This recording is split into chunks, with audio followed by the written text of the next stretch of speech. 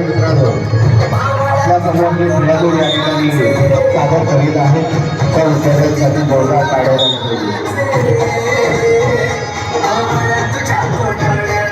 आपण त्यांचा उत्साह वाढवायचा आहे. टाळ्या